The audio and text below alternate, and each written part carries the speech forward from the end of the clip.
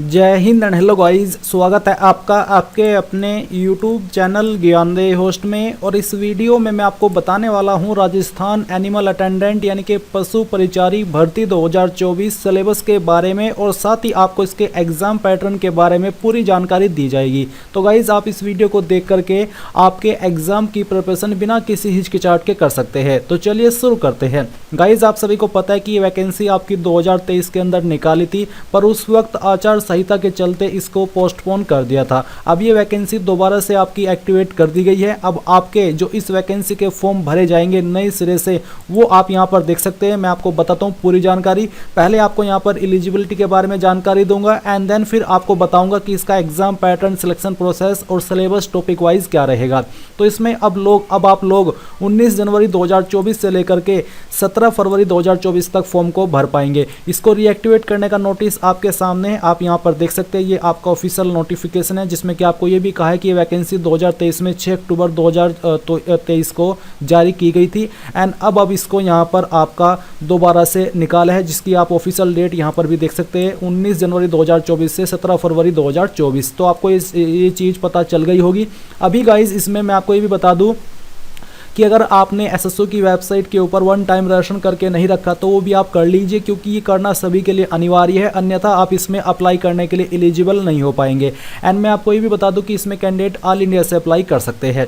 अब यहाँ पर पहले तो इसके बारे में थोड़ा सा शॉर्ट में आप एलिजिबिलिटी जान लीजिए एंड फिर मैं आपको एग्जाम पैटर्न एंड सिलेबस की जानकारी दूंगा। बट उसके पहले आपसे कहना चाहूँगा कि अगर आपने अभी तक वीडियो को लाइक नहीं किया तो वीडियो को लाइक कर दो एंड चैनल को सब्सक्राइब करके बेल आइकन ऑन कर लो, क्योंकि गाइज जैसे ही आपका अप्लाई लिंक एक्टिवेट होगा तो आपके लिए फॉर्म फिलअप की वीडियो बना दी जाएगी, जिसको वॉच करके आप इस फॉर्म को बिना किसी मिस्टेक के भर पाएंगे। तो कर दिया आपने वीडियो को लाइक एंड चैनल को सब्सक्राइब। अब चलिए इसके बारे में और डिटेल में बात करते हैं। तो गाइज यहाँ पर आपकी एलिजिबिलिटी के अंदर कोई भी चेंजेस नहीं किया, यानी कि जब ये वैकेंसी 2023 के अंदर आई थी, जो उस वक्त आपसे मांगा गया था अप्लाई करने के लिए, वही आपका सेम रखा है, जिसमें कि आप 10वीं पास कैंडिडेट इसमें अप्लाई कर पाएंगे।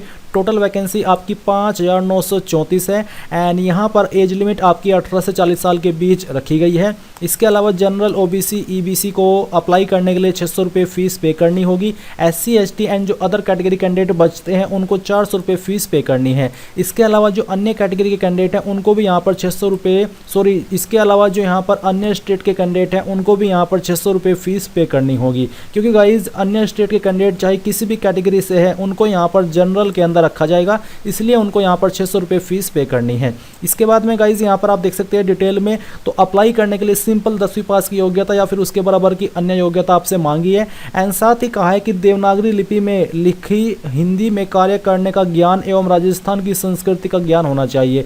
देवनागरी लिपि यही होती है जो कि यहाँ पर लिखी गई है, इसी को देवनागरी लिपि कहते हैं। तो ये आपको लिखनी, पढ़नी और बोलनी आनी चाहिए, आप इसमें एलिजिबल रहेंगे।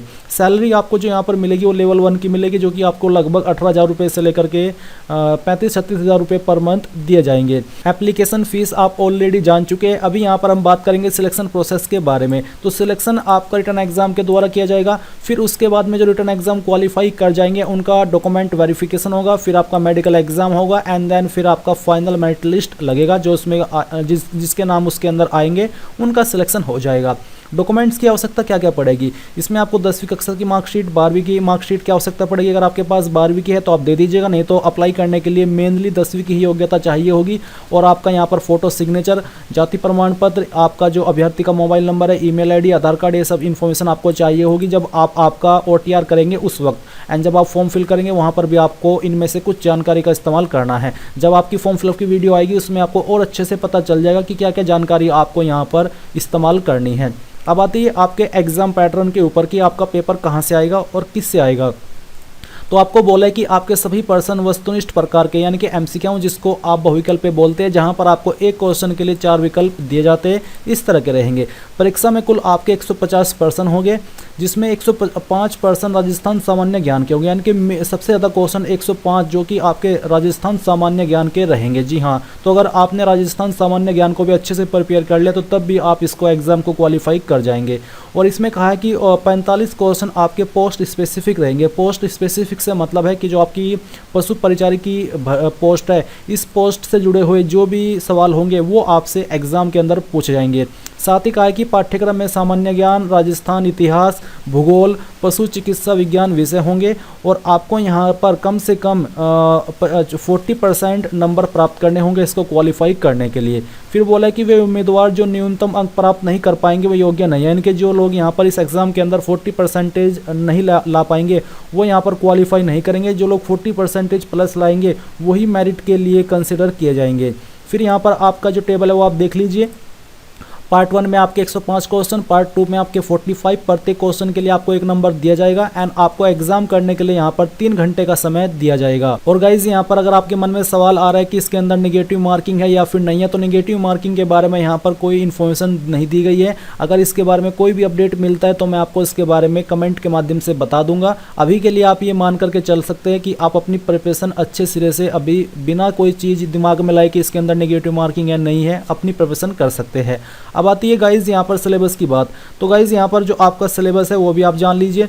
सिलेबस के बारे में यहाँ पर आपको टॉपिक वाइज जानकारी दी गई है, जिसमें कि आप देख सकते हैं कि जो आपका पार्ट 1 है जिससे आपके 105 क्वेश्चन आएंगे, ये आपके मेनली आएंगे राजस्थान राज्य के विशिष्ट संदर्भ के साथ माध्यमिक स्तर के सामान्य ज्ञान, जिसमें दैनिक विज्ञान, गणित, सामाजिक अध्ययन, भूगोल, इतिहास, संस्कृति, कला, समसामयिक विषय आदि समाविष्ट हो पर वस्तुपूर्वक प्रकार के प्रश्न, यानी कि इन सभी सब्जेक्ट से आपके क्वेश्चन आएंगे जो आपके 105 क्वेश्चन होंगे एंड जो उसका लेवल रहेगा वो आपका माध्यमिक स्तर का रहने वाला है।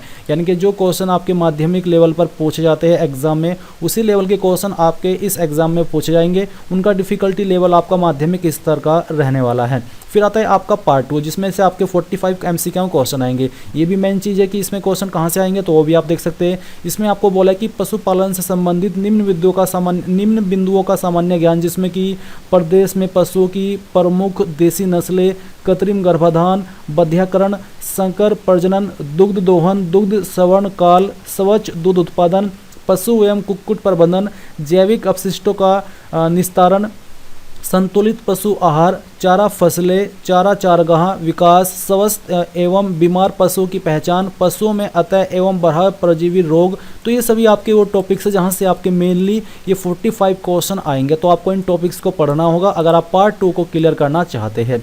फिर यहाँ पर गाइस जो मैंने अभी आपको ऊपर ये आपके पार्ट 1 के अंदर सब्जेक्ट बताई, इनके जो टॉपिक्स है वो भी आप और डिटेल में देख सकते हैं। जैसे कि जनरल नॉलेज ऑफ राजस्थान, तो जनरल नॉलेज ऑफ राजस्थान में ये सभी टॉपिक्स आते हैं, जैसे कि मुगल राजपूत संबंध, स्थापत्य कला की प्रमुख विशेषताएं, राजस्थानी मुहारे, लोकत्या, कहावतें, ये सभी आपके टॉपिक्स रहते हैं। फिर यहाँ पर गाइज नीचे आप आएंगे तो आप देखेंगे कि इसमें ये सब सेम टॉपिक्स इंग्लिश के अंदर भी मेंशन किए गए हैं। जो आपके पोस्ट स्पेसिफिक टॉपिक्स है वो भी आप यहाँ पर चेक कर सकते हैं। इनको इंग्लिश के अंदर भी यहाँ पर दिया है, यानी कि जो कैंडिडेट ये कहते हैं कि सर हमें इंग्लिश सिलेबस दीजिए, तो आप इंग्लिश सिलेबस भी यहाँ पर चेक कर सकते हैं, आपको उसकी जानकारी भी दी गई है। तो आई होप गाइज आपको यहाँ पर पूरी जानकारी इस एग्जाम पैटर्न एंड सिलेबस के बारे में समझ आ गई होगी। अगर अभी भी आपका कोई सवाल, कोई डाउट है किसी भी टॉपिक को लेकर के, तो आप कमेंट के माध्यम से पूछ लीजिएगा। एंड ये थी आपकी राजस्थान पशु परिचारी भर्ती 2024 के सिलेबस के बारे में पूरी जानकारी। So thanks for watching and अगर आपने अभी तक वीडियो को लाइक नहीं किया कर दीजिएगा, चैनल को सब्सक्राइब कर लीजिएगा।